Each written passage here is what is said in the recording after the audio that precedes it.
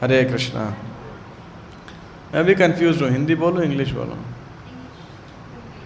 हिंदी नहीं, मिक्स नहीं, यहाँ तो हिंदी है इंग्लिश, मिक्स बड़ा कन्फ्यूजन है, उसमें और दिमाग खराब होता है। चलो, श्रीमद् भागवतम से पाठ, स्कंद 1 अध्याय 11, भगवान श्री कृष्ण का द्वारका में प्रवेश। पिछले अध्याय में हमने क्या चर्चा किया था? श्री कृष्ण कहाँ से प्रस्थान किए थे? हस्तिनापुर से। भगवान हस्तिनापुर से निकलते हैं, कई महीने वहाँ रहने के बाद, और फाइनली कहाँ पहुँचते हैं? द्वारका। और कौन कौन था श्री कृष्ण के साथ रथ में? उद्धव और सात्यकी। तो शयनयो उद्धवायुतः, शयनेय शिनी का वंशज सात्यकी और उद्धव, तो ये तो भगवान के साथ होते हैं। और फाइनली भगवान जर्नी करते, ट्रैवल करते करते रथ पे कहाँ पहुँचते हैं? द्वारका के गेट पे पहुँचते हैं। और गेट पे पहुँचने के बाद क्या होता है, तो अब यहाँ सूत गोस्वामी आगे वर्णन कर रहे हैं। सूत उवाच, बिल्कुल बच्चों को श्लोक दोहराना है सारे, ठीक है ना? जितनी ज़ोर से आप क्लास में शोर मचाते हो, उससे ज़्यादा ज़ोर से आपको चिल्लाना है श्लोक, ठीक है? बोर्ड पे लिखा है श्लोक इधर। जो बच्चे नहीं बोलेंगे उन्हें पनिशमेंट मिलेगी, और जो बोलेंगे उन्हें प्रसाद, ठीक है? सूत उवाच आनर्तान स उपव्रज्य, आनर्तान स उपव्रज्य स्वृद्धांजन पदान स्वकान, स्वृद्धांजन पदान स्वकान दद्भौ दरवरम तेषाम, दद्भौ दरवरम तेषाम विषादम शमयन्निव, विषादम शमयन्निव।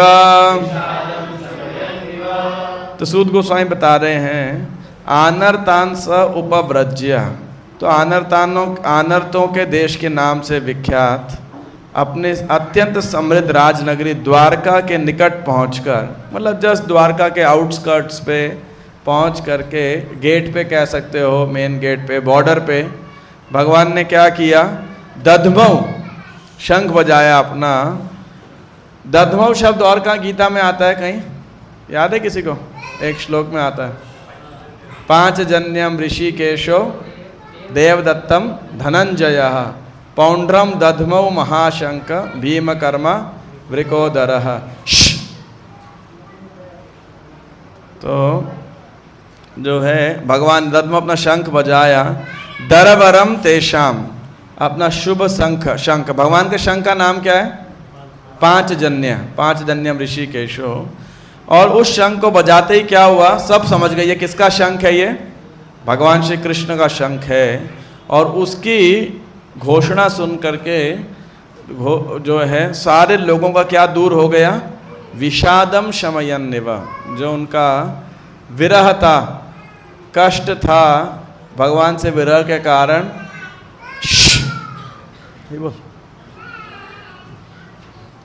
तो वो दोनों को भगवान, उनका जो है जो विरह का कष्ट था वो समाप्त हो गया। क्योंकि द्वारका के वासी वेट कर रहे थे, श्री कृष्ण कब आएंगे, श्री कृष्ण कब आएंगे। फाइनली जब शंख की आवाज़ सुनी तो क्या हो गया?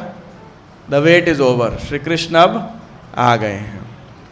तो प्रभुपाद जी बताएं तात्पर्य के अंदर कि दीर्घ काल तक, क्योंकि कुरुक्षेत्र का युद्ध हुआ, उससे पहले वो शांति दूत बन के गए, है ना? तो बड़ा सारा, उसके बाद में मृत्यु हो गई, फिर भीष्म पितामह ने उपदेश दिया, फिर भगवान ने राजसूय यज्ञ भी कराया था, और उसके बाद कुछ महीने और रुक गए जब राजा ने बोला।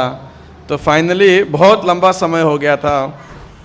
जिससे तो द्वारका वासी थे वो भगवान कृष्ण से बड़ा विरह महसूस कर रहे थे। और तो क्योंकि उनको भगवान से बड़ा स्नेह था, तो इसीलिए भगवान अत्यंत जो हैं द्वारकावासी भगवान से विरह के कारण दुखी थे। और भगवान के शंख को सुनने के बाद उनका विरह समाप्त हो गया। तो जब शंख सुना तो भगवान के बजाने वाले शंख को यहाँ पे बड़ी अच्छी एक कंपैरिजन, तुलना की गई है। स उच्च काशे धवलो दरो दरो, ये बच्चों को 12 बोलना पड़ेगा क्या है? स उच्च काशे धवलो दरो दरो, अप्युरु क्रमस्य धर शोण शोणिमा, अप्युरु क्रमस्य धर शोण शोणिमा, दाद्मायमानः करकंज संपुटे, दाद्मायमानः करकंज संपुटे, यथाब्ज खंडे कलहंस उत्स्वनः, यथाब्ज खंडे कलहंस उत्स्वनः।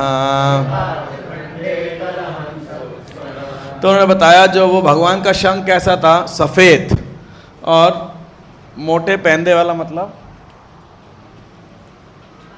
मोटा शंख था, बेसिकली बिग डायमीटर, विशाल शंख था। तो भगवान के हाथों द्वारा पकड़ा जाकर तथा उनके द्वारा बजाया जाकर ऐसा लग रहा था मानो उनके दिव्य होठों का स्पर्श करके लाल हो गया हो, क्योंकि भगवान के लाल होठों से स्पर्श हुआ तो वो भी लाल हो रहा हो। और बड़ी अच्छी तुलना की गई, यथाब्ज कंडे कलहंस उत्स्वनः, मानो कोई श्वेत हंस लाल रंग के कमल दंडों के बीच खेल रहा हो। The English says the white and fat bowelled conch shell, मतलब मोटा एकदम मजबूत शंख था, being gripped by the hand of Lord Krishna and sounded by him, appeared to be reddened by the touch of his transcendental lips. It seemed that the white swan was playing in the stems of red lotus flowers. तो भगवान के जो होठ हैं उसकी तुलना किससे गई गई है? लाल कमल के साथ में। और ये शंख कैसा है? जो एक हंस, सफ़ेद रंग का हंस जो है उन कमल के साथ में खेल रहा है, एक प्रकार से कह सकते हो। तो ऐसा उदाहरण दिया गया कि बहुत सुंदर दृश्य था बेसिकली। तो प्रभुपाद जी कह रहे हैं the Lord is all spirit and matter is ignorance of the spiritual existence. Factually there is nothing like matter in spiritual enlightenment, and this spiritual enlightenment takes place at once by the contact of the Supreme Lord Krishna. तो कह रहे हैं ऐसे तो वो शंख तो matter है खाली, एक तरीके से देखा जाए, लेकिन श्री कृष्ण की जो स्पर्श से और उनके बजाने से वो लाल हो गया है, जीवंत हो गया एक प्रकार का। उसी प्रकार Prabhupada says everything becomes spiritually reddened like the conch shell in the grip of the Lord, and the Paramahamsa or a supremely intelligent person plays the part of the ducking swan in the water of spiritual bliss. तो अधिकारी परमहंस कौन है? जो भगवान के महान भक्त हैं वो परमहंस के समान हैं, और वो भगवान के स्पर्श से उसी प्रकार जो है आध्यात्मिक आनंद के जल में वो आनंद ले रहे हैं। Eternally decorated by the lotus flower of the lord's feet, तो भगवान के चरण कमल के से वो नित्य अलंकृत होता रहता है। तो यानी कहने का अर्थ है कि भगवान का स्पर्श प्राप्त करके, भगवान के संपर्क में आ करके जो है वास्तविकता में जो आध्यात्मिक आनंद प्राप्त होता है, या आध्यात्मिक स्पोर्ट कह सकते हैं, so that is very transcendental, you know. तो ये शंख और जो इसकी तुलना है उससे बताया गया है कि हमें भी प्रयास करना चाहिए कि आध्यात्मिक शक्ति के संपर्क में सदैव रहने का हम प्रयास करें बेसिकली। तो भगवान ने शंख बजाया और यहाँ शंख की तुलना की गई है। अब उस शंख को सुन के द्वारका वासियों की क्या प्रतिक्रिया हुई वो इस श्लोक में बताया गया है। तमुपश्रुत्य निनदम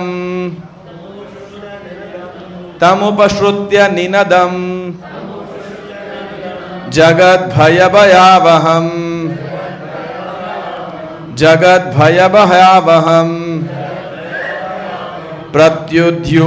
प्रत्युद्ययुः प्रजः सर्वा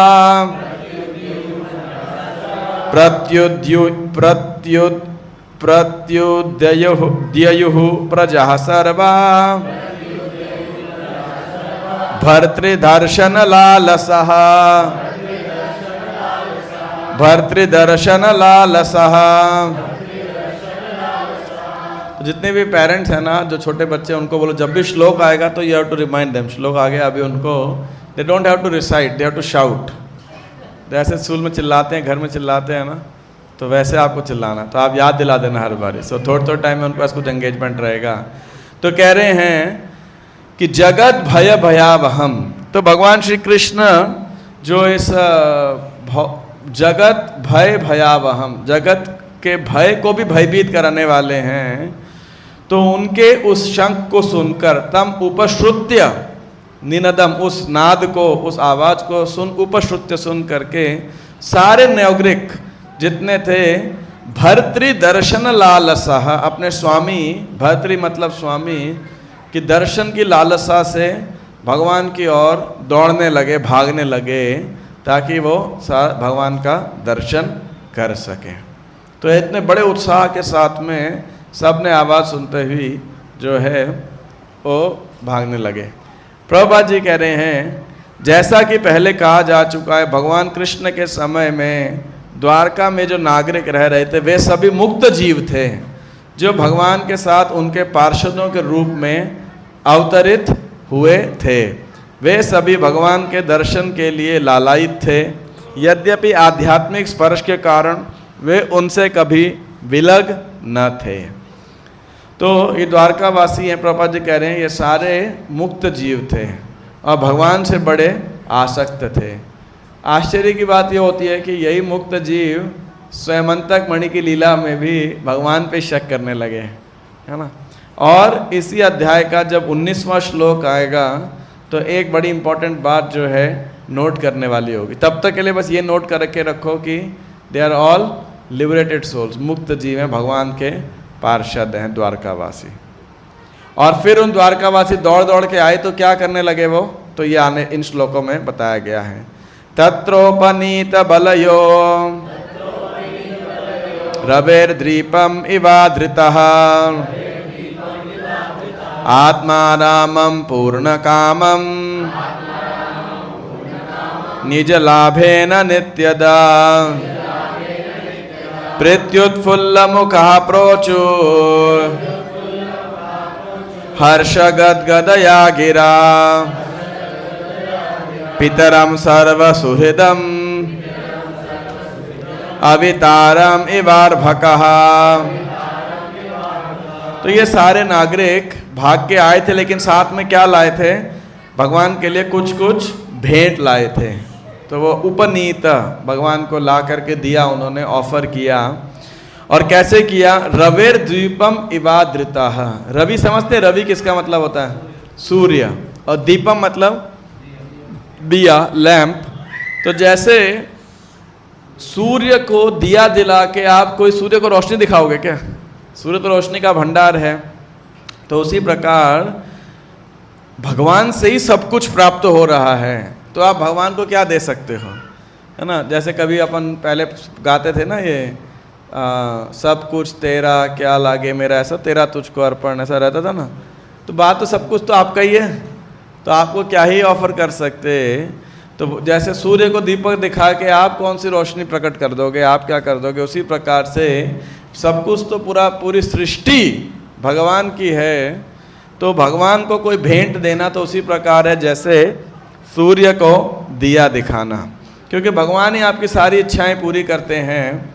तो लेकिन फिर भी प्रेम पूर्वक उन्होंने भगवान को कुछ कुछ भेंटें, कुछ कुछ ऑफरिंग, गिफ्ट्स प्रदान किए, है ना। हालांकि वो भगवान तो पूर्ण कामम है, आत्माराम है। आत्माराम मतलब सेल्फ सेटिस्फाइड, और पूर्ण कामम मतलब जिनकी सारी इच्छाएं पूर्ण हो जाती हैं, सेल्फ सफिशिएंट, है ना। एक तो अपने में संतुष्ट हैं वो, और उन्हें बाहर से अपने आनंद के लिए कोई चीज़ नहीं चाहिए, और भाई उनकी जो उनको चाहिए वो उनको पास ऑलरेडी है। जैसे क्या हम कह सकते हैं हम सफिशिएंट है, सेल्फ सफिशिएंट है ना, हम सेल्फ सेटिस्फाइड हैं, अपने आप से भी इटरनली डिससेटिस्फाइड ही है। हर आदमी देखोगे अपने आप से भी परेशान होगा, दूसरों की तो दूर की बात है, खुद से बोलोगे कोई शरीर से परेशान, कोई मन से परेशान, और ना वो पूर्ण काम है, ना हमारी इच्छाएं पूरी होती हैं। सच बात है कि नहीं? तो ये लेकिन गिफ्ट देने से, भगवान को ऑफरिंग देने से निज लाभे न नित्यदा जो है तो इससे उन लोगों का अपना ही फायदा हो रहा है। प्रत्युत्फुल्ल मुखा प्रोचु हर्ष गदे गदया गिरा, तो बड़ा उनका जो मुख था प्रीति से, प्रीति उत्फुल्ल, बड़े प्रसन्न थे, बड़े खुश थे, और प्रोचुर हर्ष गदगदया गिरा, और बड़े आनंद में गदगद वाणी में, गिरा मतलब समझते हैं वाणी, बोलचाल, तो उसमें वो बोलने लगे। पितरम सर्व सुहृदम अवितारम इवार भकाहा, जैसे कोई अपने माता पिता, बच्चे अपने माता पिता, अभिभावक को वेलकम करते हैं, उसी प्रकार श्री कृष्ण के प्रति इन सब की भावना थी। तो प्रभुपाद जी इस तात्पर्य के अंदर बता रहे हैं कि भगवान सबके परम पिता हैं, भगवान सब कुछ प्रोवाइड करने वाले हैं, और जो है तो जो लोग वे पिता से पुत्र की तरह मांग कर सकते हैं, और पिता भी अपने आज्ञाकारी पुत्रों की मांग पूरी करते हुए बिना किसी सौदेबाजी के प्रसन्नता के अनुभव करता है। तो हमें भगवान से मांगना चाहिए या नहीं मांगना चाहिए?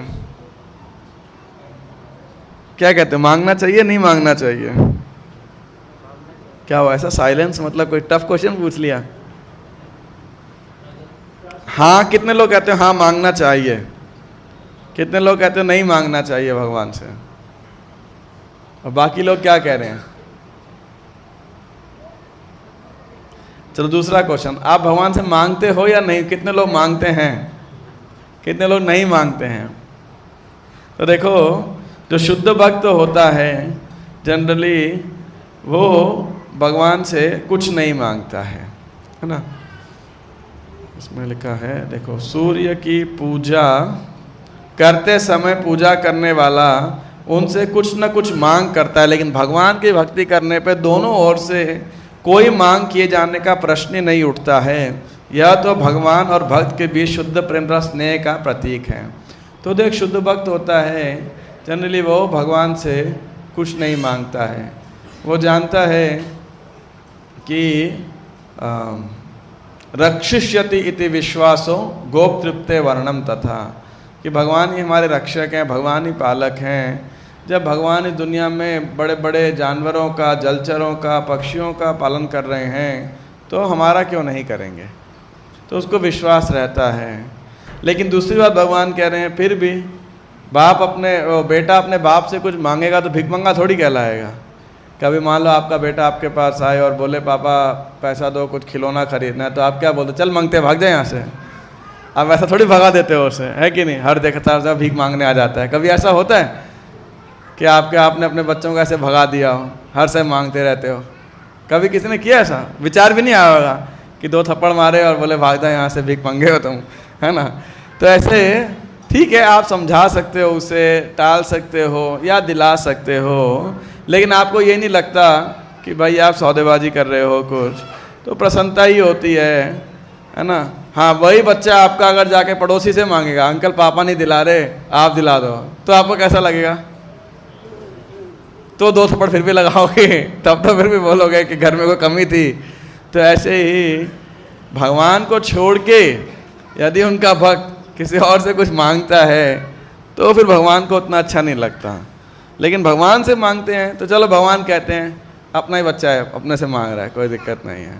लेकिन शुद्ध भक्त होता है वो तो बोलता है जब भगवान सब कुछ देखने ही वाले हैं तो फिर अब माँ बाप को थोड़ी बच्चों को बोलना पड़ता है हमारा ध्यान रखो, माँ बाप स्वतः रखते हैं, तो उसका विश्वास होता है। तो इसीलिए इन जनरल जैसे जैसे भक्त भक्ति में आगे प्रगति करता है, उसकी श्रद्धा आगे बढ़ती है, वो बात का कन्विक्शन उसको बढ़ता जाता है कि भगवान उसकी सदैव रक्षा करने वाले हैं। लेकिन यदि कोई अभी उस स्तर पे नहीं आया है और भगवान से कुछ मांग लेता है तो उसे भी गलत नहीं ठहराना चाहिए। भगवान तो चलो मेरे से मांग रहा है। हालांकि एक चीज़ और होती है, भगवान देखते हैं मांग क्या रहा है, भौतिक वस्तु मांग रहा है या आध्यात्मिक वस्तु मांग रहा है या फिर अपने सस्टेनेंस के लिए कुछ मांग रहा है। जैसे मान लो किसी को कोई आपातकालीन परिस्थिति आ गई, कोई भयानक बीमारी लग गई, कोई मरणासन एक्सीडेंट वाली परिस्थिति आ गई, वो समय पे यदि कोई बोलता है भगवान बचाओ, तो वो एक आपातकालीन परिस्थिति है। उसमें ऐसा मांगना, ये नहीं कह सकते कि अरे भाई वो शुद्ध भक्त नहीं है। कभी कोई ऐसे प्राण के संकट की परिस्थिति आ जाए, कोई बड़ी बीमारी आ जाए, कोई ऐसा आग वाग लग जाए, कोई कुछ मांग लेता है तो ठीक है, कोई ऐसा भगवान भी उसको नहीं देखते हैं। लेकिन यदि कोई भगवान से कोई भौतिक वस्तु मांगता है तो भगवान क्या सोचते हैं? क्या सोचते होंगे भगवान, आप बताओ। आप भगवान के पास जा रहे कि भगवान मेरी गाड़ी बड़ी करा दो, छोटी गाड़ी है ना, या फिर बड़ी नौकरी दिला दो, या फिर क्या बोलते हैं, मेरा पति पत्नी दोनों में से कोई एक बहुत ज़्यादा झगड़ा करता है, इसको थोड़ा शांत करा दो, कुछ भी। तो ऐसा तो भगवान क्या सोचते होंगे?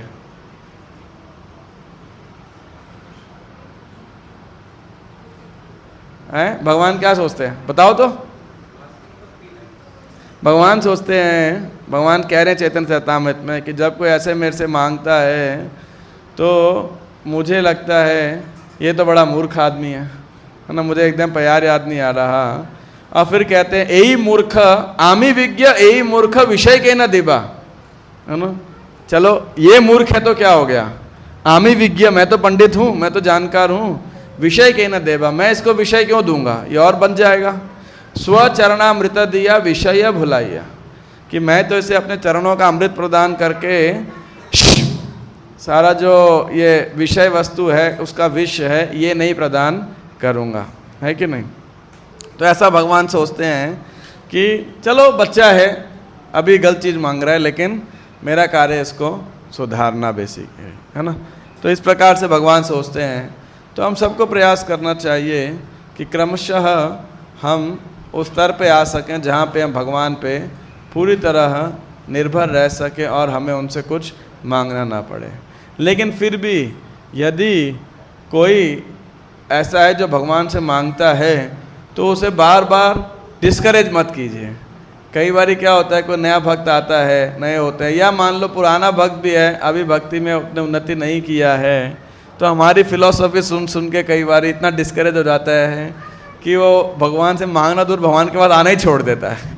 बोले कि तो फिर वो उतना अच्छा नहीं है कि नहीं। टेक्स्ट नंबर 6 नता स्मते नाथ सदांग्रि पंकजम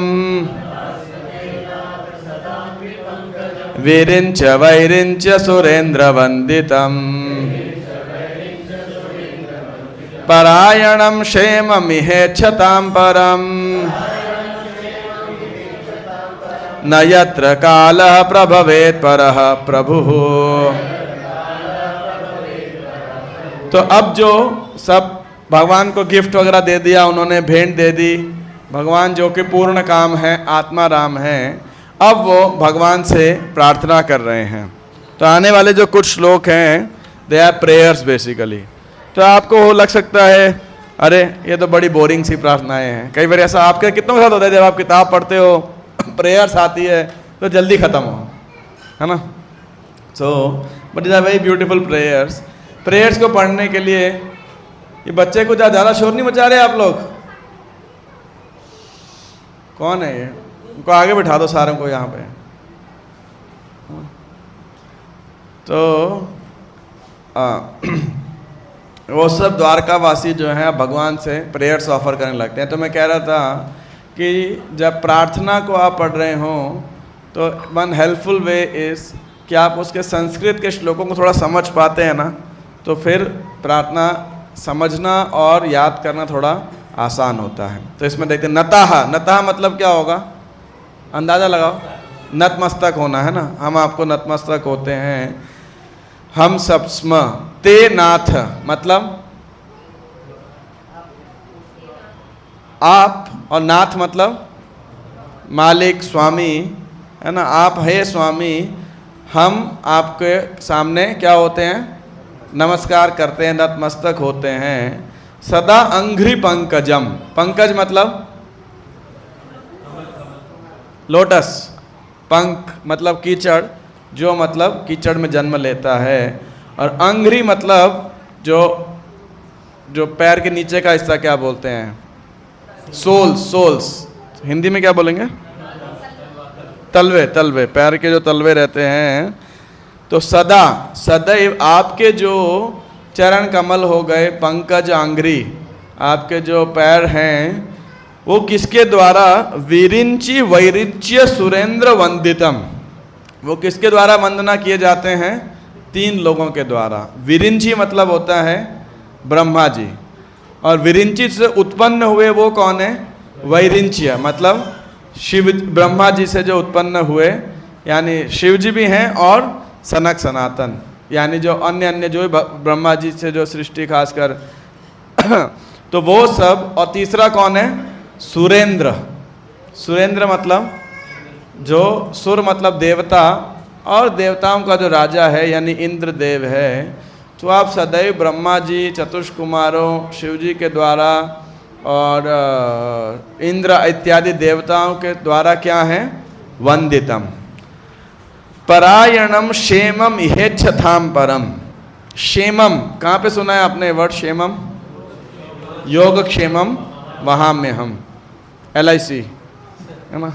LIC का पहले अभी भी यही स्लोगन होता है, आई थिंक, योगक्षेमम वहाम्यहम्। गीता से लिया उन्होंने 9.22, अनन्या चिंतयन्तो माम ये जनाः पर्युपासते तेषां नित्याभियुक्तानां योगक्षेमम वहाम्यहम्। तो भगवान क्षेमम यानी आपका जो वेलफेयर है, मंगल है, कल्याण है, तो आप उन लोगों के परम आश्रय हैं। क्षेमम इह इच्छताम परम, जो आप उनके पर जो इच्छा करते हैं, किसकी? अपने सर्वोपरि परायणम, अपने सर्वोच्च लाभ की जो इच्छा करते हैं, उनके आप वेलविशर हैं, आप उनके आश्रय हैं। न यत्र कालः प्रभवेत् परः प्रभुः, आप प्रभु हैं, आप स्वामी हैं। और न यत्र कालः, काल का प्रभवेत्, आपके ऊपर काल के प्रभाव से परः, आप क्या हैं? आप काल के प्रभाव के परे हैं बेसिकली। यानी अपने लोग टाइम के प्रभाव से बूढ़े होते हैं, शरीर बच्चे होते हैं तो बड़े होते हैं, काल के प्रभाव से हमारे शरीर में परिवर्तन आता है, हमारी संपत्ति में परिवर्तन आता है। लेकिन भगवान इस काल से कभी भी प्रभावित नहीं होते हैं।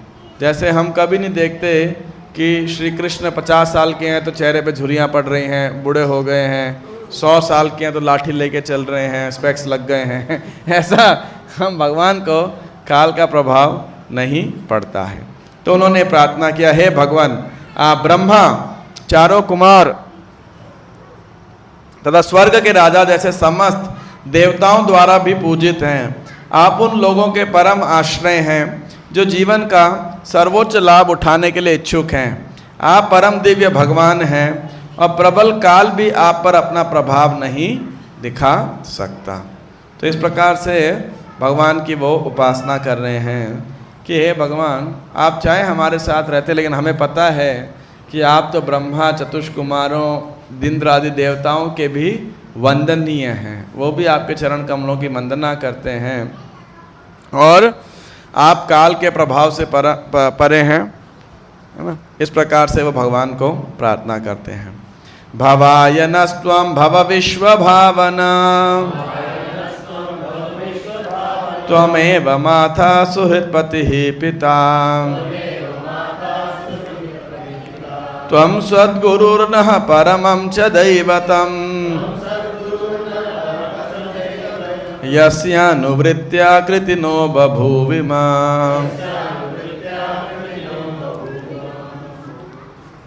तो विश्व भावना, विश्व भावना है पूरे विश्व के, है विश्व के सृष्टि करने वाले। भवाय नस्त्वं भव विश्व भावना, आप क्या हैं? हमारे माता, अथ सुहृत, पति ही, पिता, सद्गुरु और परमम च दैवतम। 6 बातें कह रहे हैं। आप ही हमारे माता हैं, पिता हैं, सुहृत, सुहृत मतलब वेलविशर हैं, शुभ चिंतक हैं। आप ही हमारे पिता हैं, आप ही हमारे सद्गुरु हैं और परमम च दैवतम, आप हमारे आराध्य देवता हैं। तो आप देखोगे 2 लाइनें तो बहुत सरल है संस्कृत में समझना, है कि नहीं? और विश्व भावना, आप इस पूरे विश्व के ब्रह्मांड की सृष्टि करने वाले हैं, हम आपको प्रणाम करते हैं, है ना। और यस्यानुवृत्त्या कृतनो बभूविम, ये थोड़ा मुश्किल हो सकता है। यस्य अनुवृत्ति, आपको फॉलो कर रहे हैं हम लोग, तो इसीलिए क्या हुआ है, हम सफल हो, अपने मार्ग के अंदर सफल हुए हैं, आपके चरण चिन्हों पर चलते हुए सही प्रकार से सफल हुए हैं। हमारी प्रार्थना है कि आप हमें अपनी कृपा का आशीर्वाद देते रहें। तो मेरा एक प्रश्न है आप सबसे, हालांकि ये मैंने कुंती महारानी की शिक्षा के समय भी चर्चा किया था।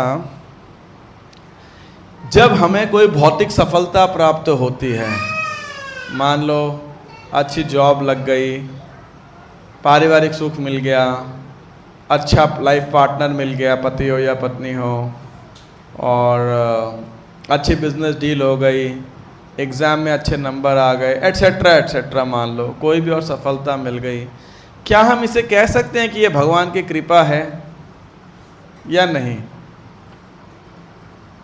क्या कहते हो?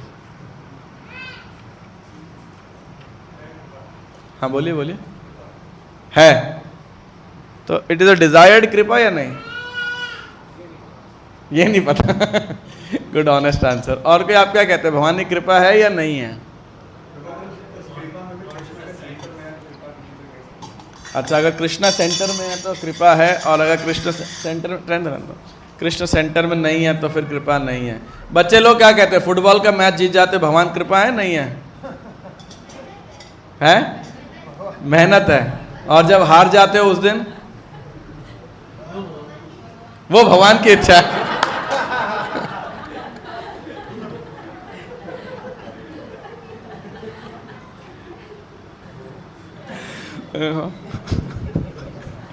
हारने पे भगवान की कृपा है और जीतने पे हमारी कृपा। और क्या कहते हो, कैसे? वैसे अनंत एक्सप्लेन करोगे कैसे?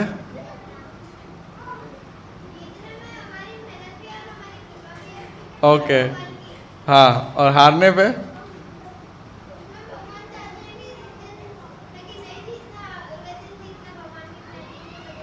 Okay, yes.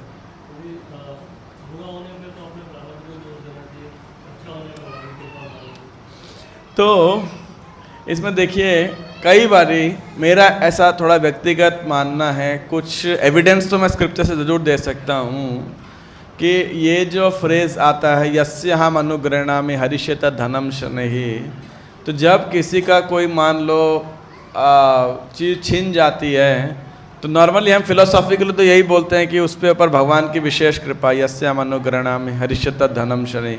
जब मैं किसी विशेष कृपा करता हूँ तो उसका सब जो ऐश्वर्य छीन लेता हूँ। सो कभी कभी हम इसको आउट ऑफ कॉन्टेक्स्ट या ओवरली यूटिलाइज कर देते हैं, है ना। तो ठीक बात है, वो भगवान की विशेष कृपा है जब किसी भक्त को पूर्ण रूपेण अपने ऊपर आश्रित बना के, निर्भर बना के, कह सकते हो अकिंचन बना दिया। बट केवल भगवान की कृपा छीनने में सीमित नहीं है। It is not limited to only what you call snatching away the things basically, you know. भगवान की कृपा उसमें भी है जब वो किसी भक्त को, एक साधक भक्त को, जब वो डबल कोट्स भौतिक सुविधा भी प्रदान करते हैं, वो भी भगवान की कृपा है। ऑफ कोर्स उनमें कर्मों, उनके पूर्व कर्मों के, उनके वर्तमान कर्मों के आधार पर है। लेकिन यदि जीवन में कोई विफलता प्राप्त होती है तो इसका मतलब है और अधिक प्रयास करो, ठीक है। लेकिन अगर सफलता ही प्राप्त होती है तो भी हमें देखना चाहिए कि ये भगवान की कृपा है, और इस फैसिलिटी को, इस सफलता को, इस कृपा को दोबारा भगवान की सेवा में ही लगाने का हमें प्रयास करना चाहिए। नुकसान तब होता है जब कोई भौतिक सफलता या भौतिक फैसिलिटी हमें प्राप्त हो और उस फैसिलिटी के कारण हम भगवान को भूल जाएं, then it becomes a distraction, है ना।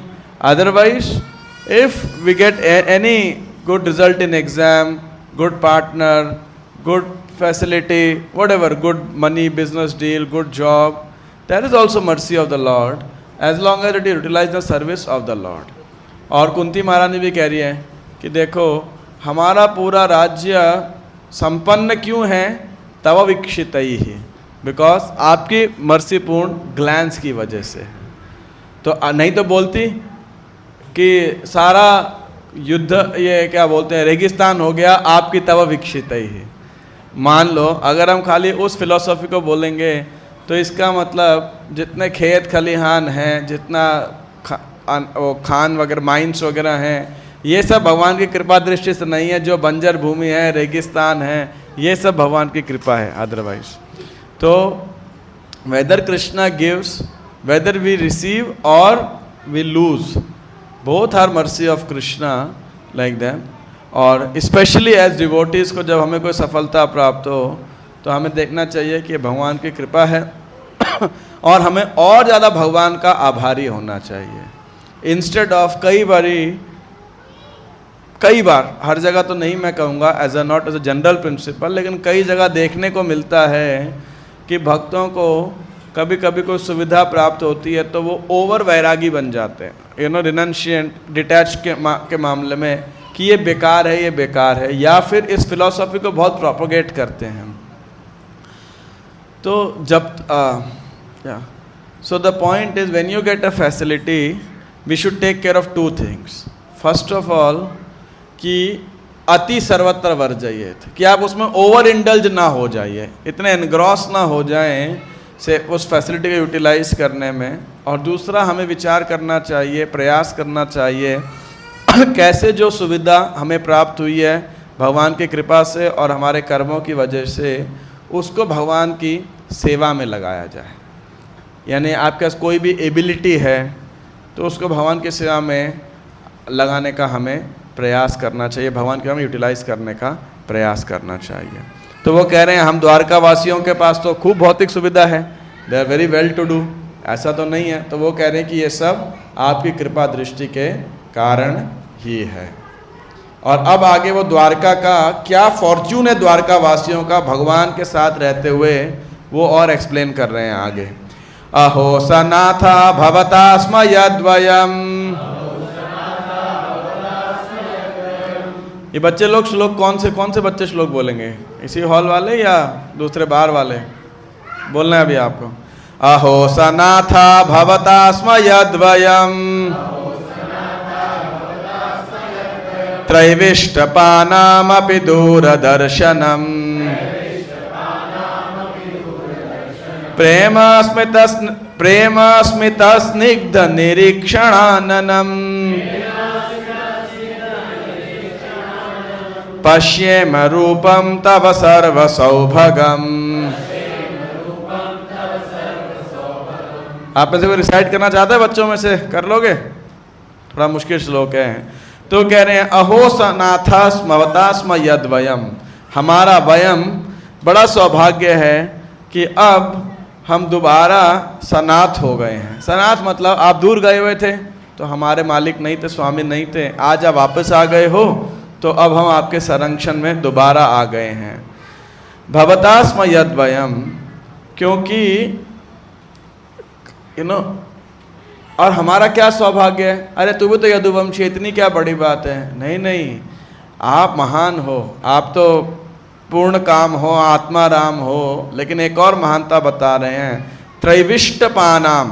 त्रैविष्ट पाना मतलब बेसिकली देवता लोग जो है, जो उनके यहाँ भी आप कभी कभी जाते हो, मतलब उनको भी आपका दर्शन प्राप्त होता है। सो योर दर्शन देवताओं को भी कभी कभी प्राप्त होता है, वो हमें अब प्राप्त हो रहे हैं।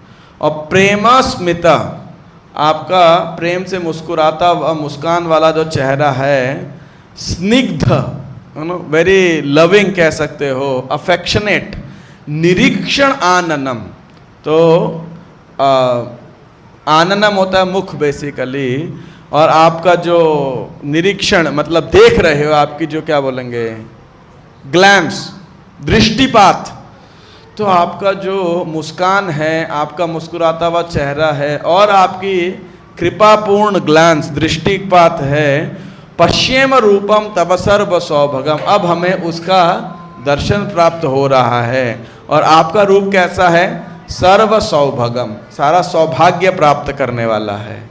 एक्चुअली जब आप श्री विग्रह के दर्शन करो, भगवान की लीला स्थली का दर्शन करो, तो हमें धन्यवाद देना चाहिए कि हमारा कितना सौभाग्य है कि गुरु परंपरा जुड़ने के कारण हमें भगवान के श्री विग्रह का दर्शन प्राप्त करने का अवसर प्राप्त हो रहा है।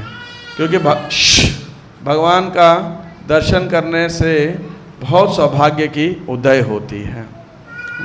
तो इस प्रकार से द्वारकावासी जो हैं वो अपने सौभाग्य को वर्णन कर रहे हैं कि बड़े बड़े दार्शनिकों को, देवताओं का आपका दर्शन भी बड़ी मुश्किल से प्राप्त होता है, यदा कदा प्राप्त होता है, लेकिन हमें आपका वो दर्शन प्राप्त हो रहा है।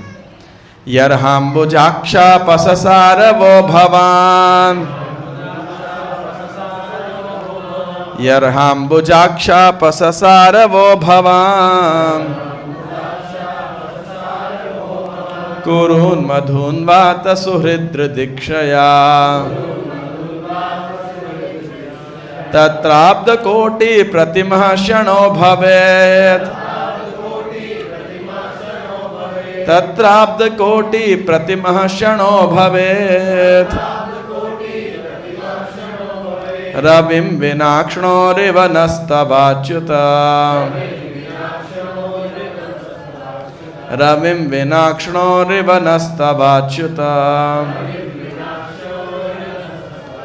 यर अंबुजाक्ष, अंबुज मतलब कमल, अक्ष मतलब नेत्र। तो हे कमल नेत्र वाले भगवान, आप जब अपने दोस्तों के यहाँ पे कुरून मतलब कौन हुए? कुरुवंशी पांडव बेसिकली। मधुन मतलब हाँ मथुरा।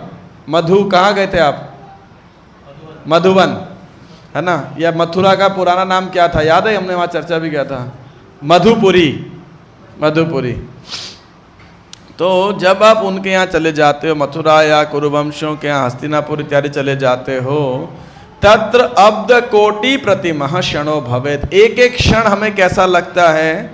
अब्द कई सालों के बराबर। कितने साल? कोटि प्रतिमः, अनेक करोड़ों सालों के समान हमें प्रतीत होता है। और हमें ऐसा लगता है तब अच्युत है, अच्युत भगवान, रविम विनाक्षणो, कि जब सूर्य है लेकिन मान लो कोई आदमी अंधा है, तो आँख तो है लेकिन दिखाई नहीं पड़ता है। ऐसे ही हमारे आँख की कोई वैल्यू नहीं क्योंकि आपका दर्शन नहीं होता है। तो you know, so therefore what is the use basically like that. तो इसीलिए आप हमारे सामने हैं तो ही हमारी इंद्रियों की सार्थकता है वास्तविकता में, नहीं तो हमें बड़ा आपसे जो है विरह महसूस होता है। Text number 10। कथम वयम नाथ चिरोषिते त्वयि प्रसन्न दृष्ट्याखिलतापशोषणम् जीवेम ते सुन्दरहासशोभितम् अपश्यमाना वदनं मनोहरम् इति चोदीरिता वाचः प्रजानां भक्तवत्सलः शृण्वानोऽनुग्रहं दृष्ट्या वितन्वन् प्राविशत्पुरम्। तो कह रहे हैं हे भगवान, अपश्यमाना वदनम मनोहरम। तो जब कथम वयम नाथ, हे स्वामी, जब आप इतने लंबे समय बाहर जाते हो तो हम आपके मुख को नहीं देख सकते हैं। प्रसन्न दृष्टि अखिल ताप शोषणम, अखिल ताप शोषणम, जो सारे कष्टों को दूर करने वाली है, आपकी जो प्रसन्न दृष्टि है उसका हम दर्शन नहीं कर पाते हैं। जीवे में तो सुंदर हास शोभितम, तो और आपकी जो सुंदर मुस्कान है, सुंदर हास मुस्कान है, और वदनम मनोहरम, और आपका मनोहर जो वदन मुखमंडल है, चेहरा है, उसको देख करके हम कैसे रह पाते हैं, बड़ा मुश्किल होता है। तो कहने का भाव ये है, अब आ गए हो दोबारा मत जाना। कहने का भाव उनका ये है कि हे भगवान, हम आपके विरह को महसूस नहीं कर सकते हैं, हमारे लिए रहना आपके विरह में बड़ा मुश्किल होता है। इति चोदिता वाचा। तो इस प्रकार जब उन भक्तों ने, प्रजा ने भगवान को ऐसी प्रार्थनाएं की और वो भक्त वत्सल हैं भगवान, तो भगवान ने क्या किया, शुणमानो अनुग्रहम दृष्टिया, तो फिर उनकी ऐसा प्रार्थना सुन करके उन पे अनुग्रहम दृष्टिया, अपनी कृपा, अनुकृपा की दृष्टि, अनुग्रह की दृष्टि डाल के और फिर अपनी नगरी में प्रवेश किया। वितन्वन प्राविशतपुरम, अपने पुरी के अंदर, द्वारकापुरी के अंदर, महल के अंदर, नगरी के अंदर प्रवेश किया उन्होंने। तो अभी तक आपका कोई प्रश्न है, कोई टिप्पणी है? यस आदित्य को।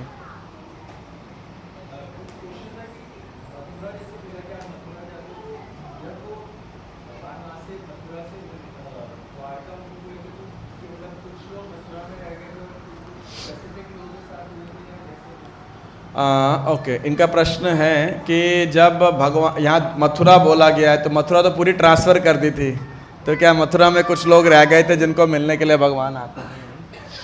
एक्चुअली जो मेरी अंडरस्टैंडिंग है उसमें, वो जो मथुरा टिपिकली जो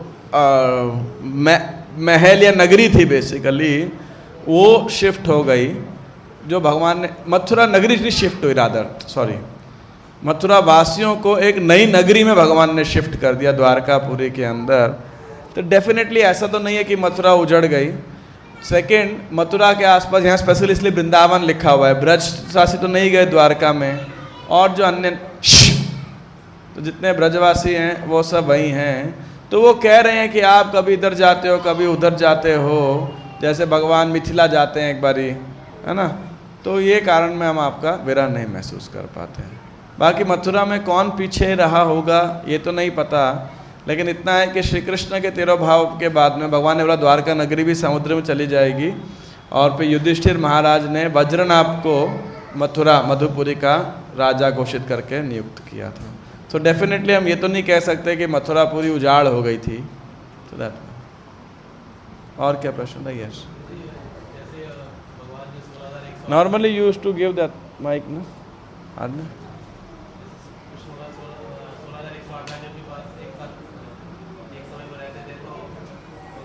अभी ऐसा नहीं हो सकता था कि मतलब द्वारका में भी रहे उनके पास और फिर? अच्छा प्रश्न है। कह रहे हैं कि भगवान 16,108 रानियों के साथ एक साथ रहते थे, तो ऐसा नहीं हो सकता था कि भगवान द्वारका में भी रह लें और भगवान बाहर भी चले जाएं। So basically there is the pleasure of संभोग एंड द प्लेजर ऑफ विप्रलंब। एक मिलन का आनंद है और एक विरह का आनंद है।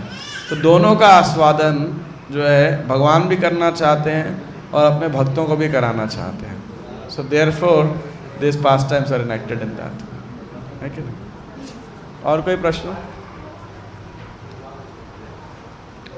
तो अब आप जानना चाहते हो कि भगवान के प्रवेश की तैयारियां कैसे की गई थी, या थक गए?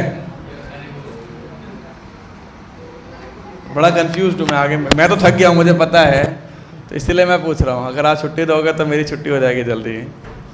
तो अब जो सेक्शन है उसमें बताया गया है कि किस प्रकार द्वारका नगरी को भगवान के प्रवेश के लिए तैयार किया गया था, या एक प्रकार से आप कह सकते हो महोत्सव कैसे मनाना चाहिए, कोई फेस्टिवल है, उत्सव कैसे मनाना चाहिए, उसका वर्णन यहाँ पे किया गया है। मधुभोज दशार्हर्ह कुकुरांधक वृष्णिभिः आत्मतुल्य बलैर्गुप्तां नागैर्भोगवतीमिव। तो कह रहे हैं जिस प्रकार नागलों की राजधानी भोगवती नागों के द्वारा रक्षित है, उसी तरह द्वारका की रक्षा कृष्ण के समान बलवान वृष्णि के वंशजों भोज मधु दाशार अर्ह कुकुर अंधक इत्यादि द्वारा की जाती थी। तो ये सब ब्रॉडर वृष्णि वंश या यदुवंश के अंदर आते थे। तो कोई कोई राजा से कोई कोई पीढ़ी वंश शुरू मतलब उसके नाम पे पड़ता जाता है। तो जैसे दो भाई हैं, फिर उसके बच्चे हुए, उसके बच्चे, तो ये सारा एक ग्रेटर वृष्णि वंश कह सकते हैं या यदुवंश कह सकते हैं। तो भोज मधु दाशार अर कुकुर अंधका, और ये सब द्वारका की रक्षा किया करते थे। और द्वारका का ऐश्वर्य किस प्रकार से आगे बताया गया है। सर्वतु सर्व विभव सर्वतु सर्वविभव पुण्यवृक्षलताश्रमैः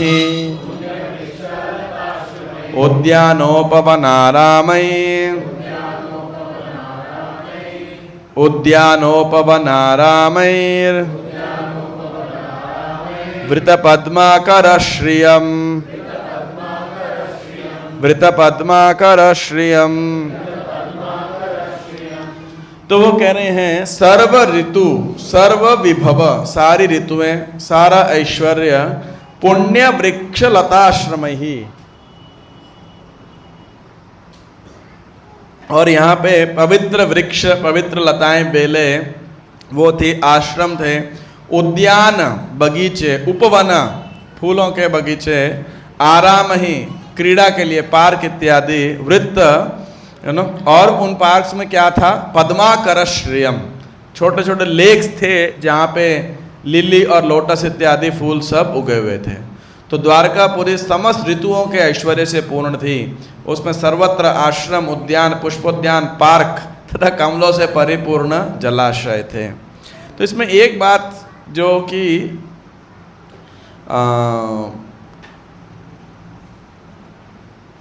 श्लोक में है, शब्द में है, लेकिन अनुवाद में नहीं की गई है, ये पुण्य वृक्ष क्या होता है? पुण्य वृक्ष लताश्रम ये लिखा है ना,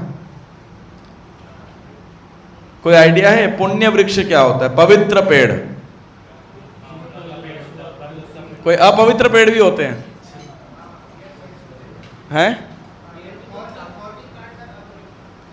तो इसीलिए एक पुण्य वृक्ष है और एक पाप वृक्ष है, या पवित्र पेड़ कह सकते हो, अपवित्र पेड़ कह सकते हो। पवित्र पेड़ कौन से होते हैं? जो फल देते हैं, फूल देते हैं, कुछ इस प्रकार से कार्य की वस्तु देते हैं, बेसिकली अच्छी सुगंध प्रदान करते हैं, औषधि प्रदान करते हैं।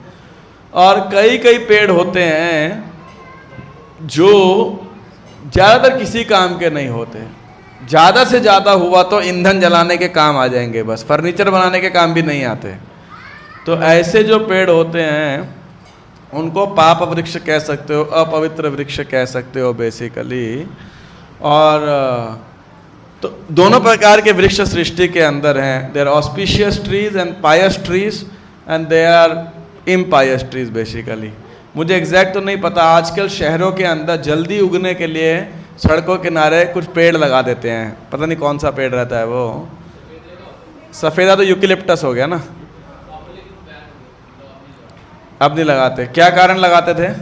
जल्दी उगता था। लेकिन ये पेड़ क्या करते हैं, आपके वाटर टेबल को बुरी तरह सुखा देते हैं, सारा पानी पी लेते हैं और बदले में कुछ खास देते नहीं है बेसिकली। या वो वृक्ष जिस पे कोई छाया वाया कुछ नहीं है, ठूंठ की तरह खड़े हैं बस, कई कई ऐसे होते हैं ना, तो इनको पाप वृक्ष बोला जाता है। ऐसे ही there are pious flowers and impious flowers, है ना। खुशबू वाले फूल रहेंगे, जो देसी फूल रहेंगे वो पायस फूल हैं। लेकिन आजकल नकली फूल, नकली टाइप के फूल भी हैं और नकली से भी हैं, उसके अंदर कोई खुशबू नहीं है, कुछ नहीं है। एक तो खास कर ये आता है ऑर्किड का जो फूल होता है, देखा है आपने, वो रंग भरा रहता है, उसके अंदर पीछे पाइप नली लगाई रहती है, कितने कितने दिन खराब ही नहीं होता, कभी खुशबू सूंघी है उसी कभी, और थोड़ा उसका माला वाला पहन लिया, 2-4 दिन का दाग धब्बा और लग जाता है उसका। So these are all. और कहना नहीं चाहिए लेकिन हम लोग कहते हैं थाईलैंड से आए हुए फूलों से सजावट की गई, बैंकॉक से आए फूलों सजावट की गई, है ना। बट जैसे आप ब्रज में जाएंगे, कभी देखा नहीं देखा आपने, न्यूज़पेपर आर्टिकल्स भी पब्लिश सो मेनी टाइम्स, लेकिन आप ब्रज में जाओगे तो वो जब फूल बंगला करेंगे तो कौन से फूल होंगे? वो पीछे कनेर का फूल रहेगा, मोगरे का फूल रहेगा, केले के पत्ते के वो सब बना के रखेंगे। एक तो सारे बायोडिग्रेडेबल हैं, है ना, उसके बाद में उसमें कोई आर्टिफिशियल नहीं है। और उस रूम में जाओगे कैसे खुशबू आती है, जो असली फूल लगे रहते हैं। कभी आपने महक किया हो उसका, एक कभी आप फूल मंडी जाओ, कभी मैं लाता था भगवान के लिए जब फूल खरीदने जाता था ऐसे कई साल पहले, तो एक पर्टिकुलर सीज़न में एक छोटा सा फूल आता है जरा सा, उसको बोलते हैं जूही। आपने कभी खरीदा था? छोटा सा सफ़ेद रंग का फूल होता है और बहुत महंगा आता था, वो टाइम पे भी 1000 रुपये किलो से कम कभी नहीं आता था वो। तो उसको रात को अपन ऑल्टर में साइड्स में ऐसा उसका लड़ी लगा देते थे। सुबह जाएंगे तो ऐसा मदहोश करने वाला खुशबू होता था उसके अंदर, लिटरली इंटॉक्सिकेटिंग। और फ्रेश फ्लावर होगा ना तो आप देखिए उसका एक वो क्या होता है, सारे भंवरे उसके ऊपर कूदते रहते हैं बेसिकली। लेकिन मायापुर, प्रभुपाद had told कि fresh Mayapur opulence flowers, so Prabhupada told the devotees there कि मायापुर में आप फ्रेश फूल तोड़ के भगवान को जो है माला पहनाओ। जैसे अपने लोग हर मंदिर में लगभग एक दिन पहले माला बना देते हैं, लेकिन मायापुर में सुबह सुबह फूल तोड़ के लाते हैं वो, और सुबह सुबह ही माला बनती है और सीधा भगवान को ऑफर होती है वो राधा माधव का। तो उधर के फूल का आप देखिए, तो इधर जो भी अपना देसी फूल है बेसिकली इट हैज़ फ्रेग्रेंस। तो इसीलिए जब आप लोग अपने घर में मंदिर में सजावट वगैरह करो तो ध्यान रख सकते हो, प्लास्टिक क्या है, ये प्लास्टिक के गुब्बारे जो हम लगाते हैं, पुण्य है पाप है? तो पाप भी नहीं है, मतलब पाप भी शर्मिंदा होता होगा प्लास्टिक के सामने, तो कि भाई किस चीज़ को सजावट के लिए इस्तेमाल कर लिया है ना। उसको भी गुस्सा आती होगी कि भाई मतलब यार इससे तो हम पाप के फूल ही अच्छे थे, फल अच्छे, पेड़ अच्छे थे, हाँ, ये प्लास्टिक कहाँ से उठा के ले आए। भाई रोले यार, अच्छे से रोले।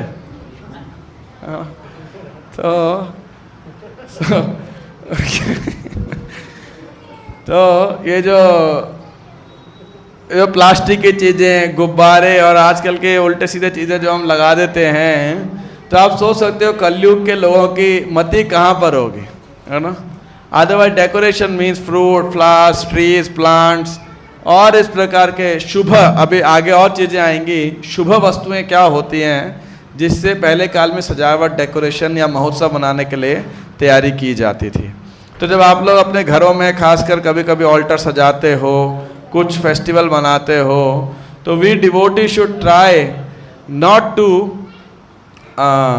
imitate this modern double quotes, whatever you call it, we call it culture or whatever, but the modern trends basically। हमें प्रयास करना चाहिए जहाँ तक संभव हो वैदिक पुरातन पद्धतियों को फॉलो करने का बेसिकली, जहाँ तक संभव हो। Otherwise these arts, this kind of sciences will all get dilapidated.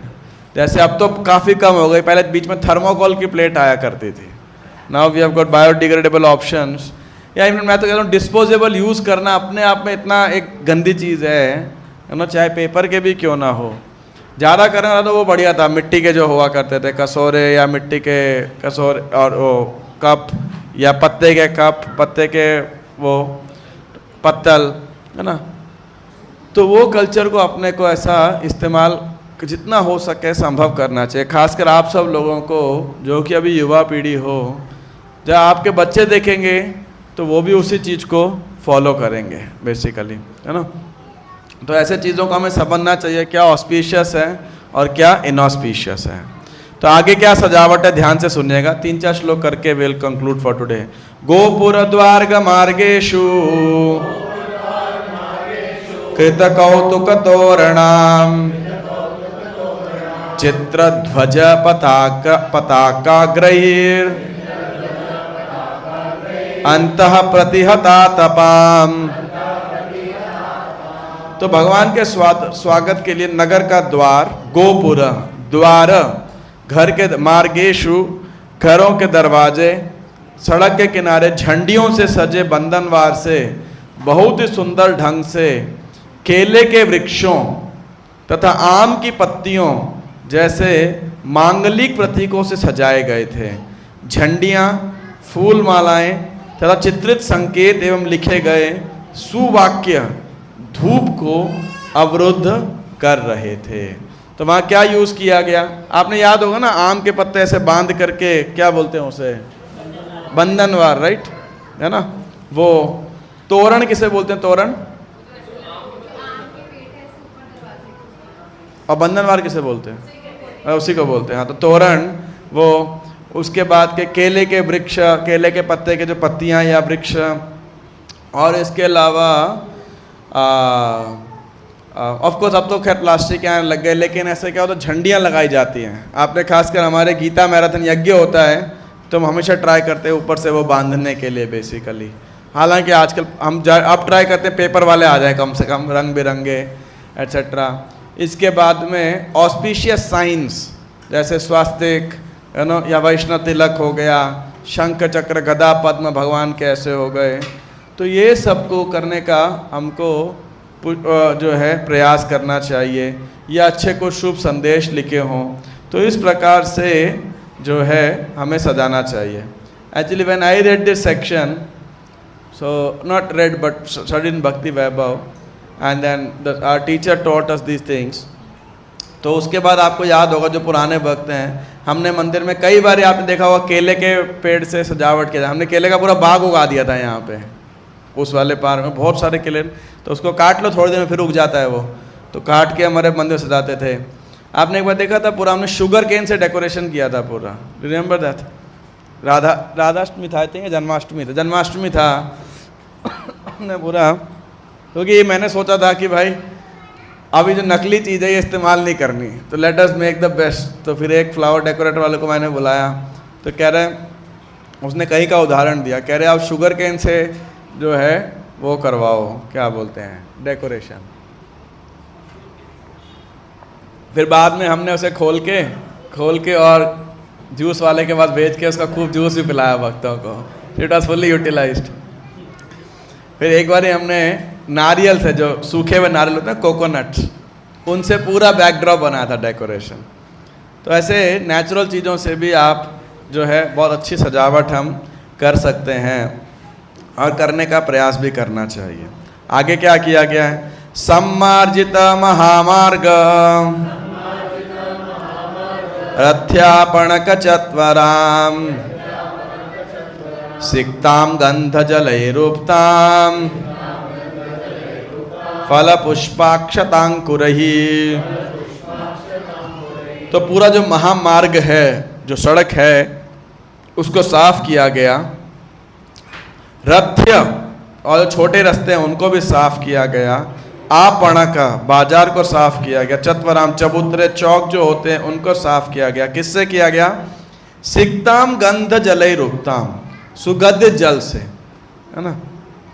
और फल पुष्प अक्षत अंकुरही, और फल फूलों से, अक्षत यानी फुल कंप्लीट सीड्स के साथ जो है उनको सजाया गया। बेसिकली अक्षत बीज व अंकुर शुभ माने जाते थे, और उत्सवों के दिनों में हिंदू लोग आज भी इनका प्रयोग करते हैं।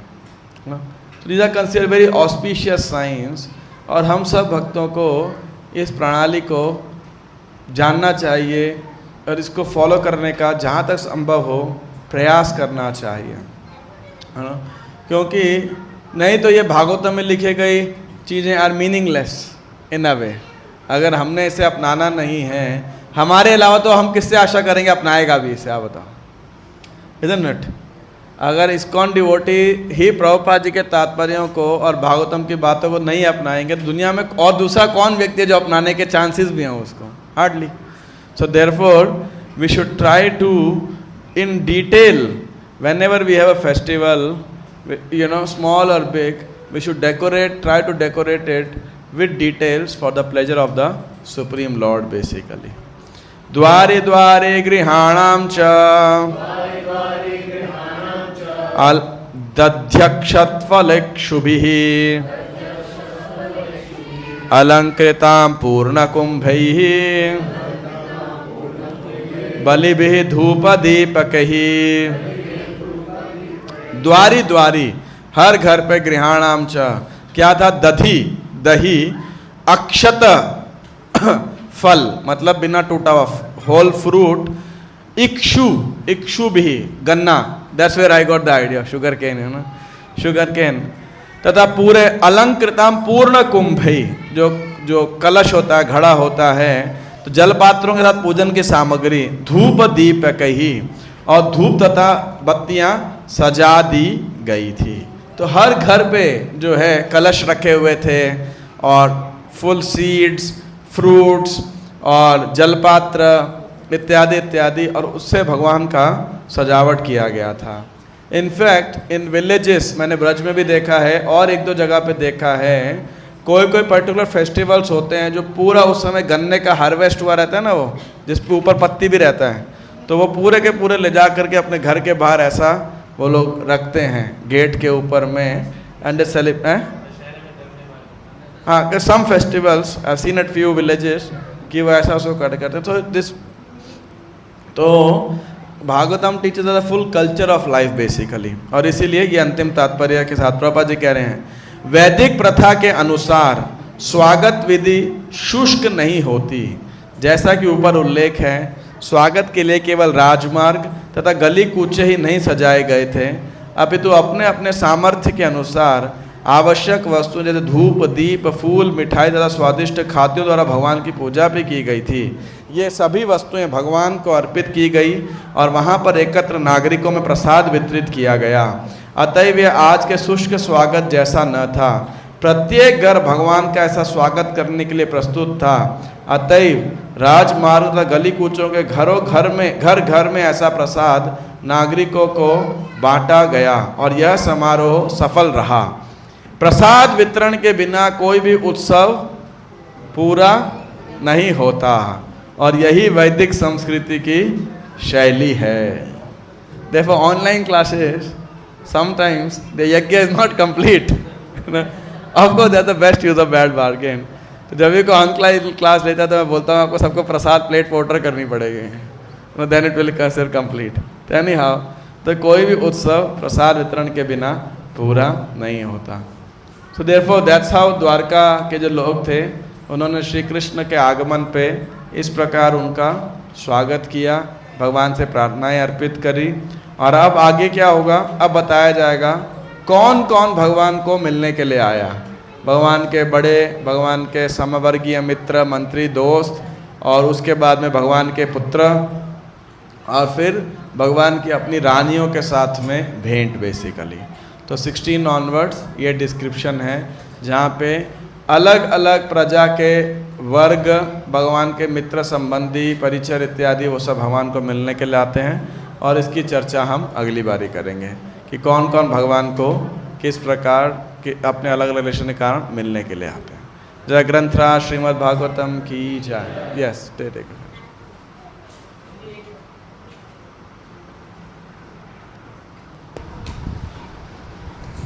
हरे कृष्णा. प्रभु जी, ये आपने काफ़ी रेलेवेंट चीज़ बताई. मैं इस बारे में काफ़ी सोचता था.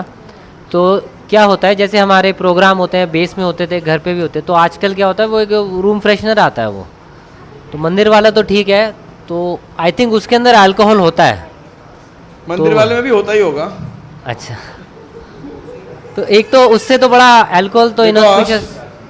एक मिनट, आई जस्ट आप क्वेश्चन पूरा कर लेना, बट आई से समथिंग अबाउट दिस. जो रूम फ्रेशनर्स आते हैं तो उसकी स्प्रे के लिए, ताकि वो हवा में सस्पेंडेड रहें, generally the alcohol is used basically as a base. हमने बहुत रिसर्च किया था, क्योंकि ऑल्टर में भी जो हम छिड़का करते थे ना, so that was also alcohol one, right. तो उसके बाद में हमने जिससे हम इत्र लिया करते थे, and we had the guarantee that it is pure, Kannauj से मंगाते थे, उसी को हमने बुला करके गुलाब का स्पेशली मंगाया था कुछ. तो ना आई डोंट रिमेंबर क्या था वो exactly, it's been many years.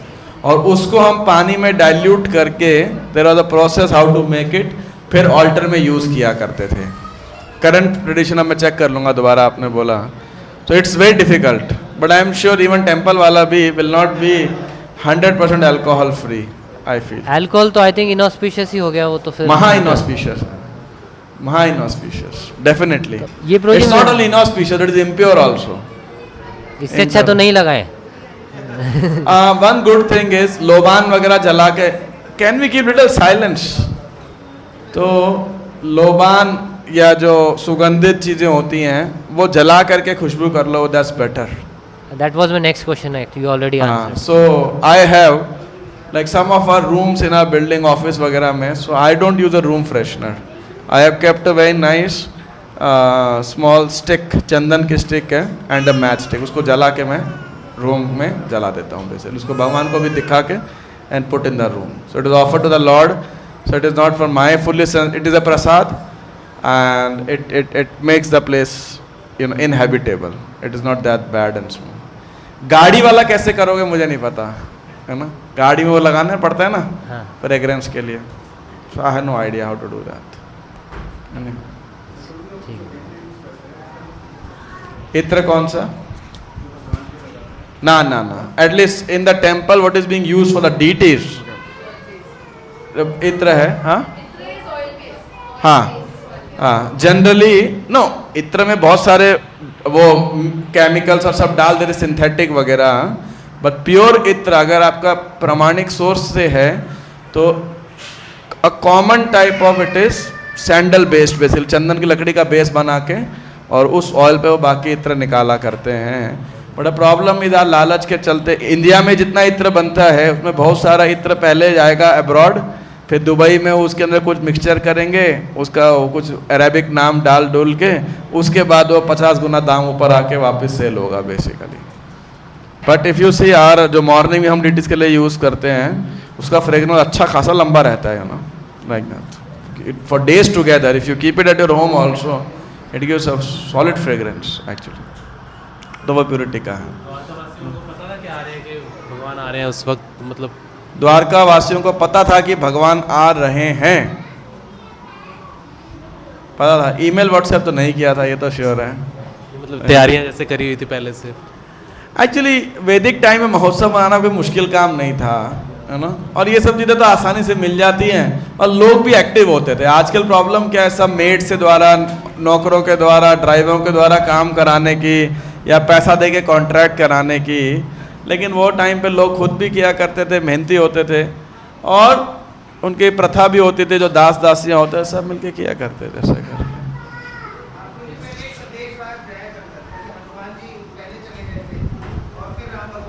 Yeah, so that's also for the kings. Naturally, the messages are also sent. Like that. और कोई प्रश्न या कुछ? Bhagavatam doesn't say, of course, that they are sent, yeah. But that is a normal unspoken culture, basically. और कुछ? जय ग्रंथराज श्रीमद् भागवतम की जय, श्री कृष्ण भगवान की जय, गौर प्रेमानंदे हरि हरि बोल।